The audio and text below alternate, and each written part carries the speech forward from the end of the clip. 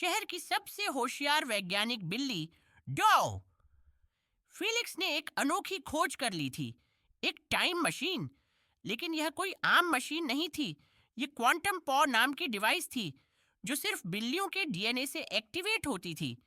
एक रात जब फेलिक्स अपनी प्रयोगशाला में मशीन का टेस्ट कर रहा था, तभी अचानक अलार्म बज उठा। उसकी असिस्टेंट डॉक्टर लूना घबराकर अंदर आई। फेलिक्स, मशीन खुद से ऑन हो गई है।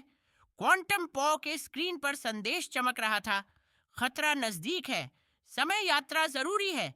फेलिक्स को समझ नहीं आया कि यह चेतावनी क्यों आई, लेकिन उसे पता था कि समय यात्रा का पहला परीक्षण अब करना ही होगा।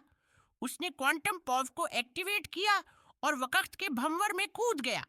फेलिक्स जब उठा तो उसने देखा कि वह 100 साल आगे के भविष्य में था।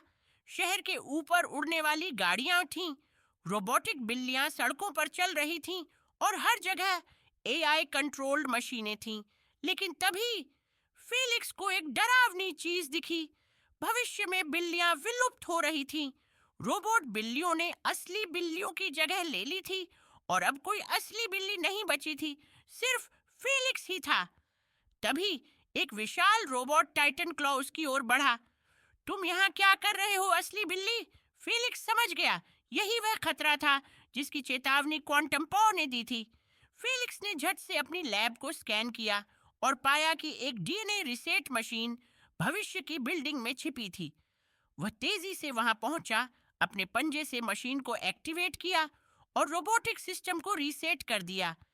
धीरे धीरे असली बिल्लियों के डीएनए को रिकवर किया जाने लगा और रोबोट का राज खत्म होने लगा।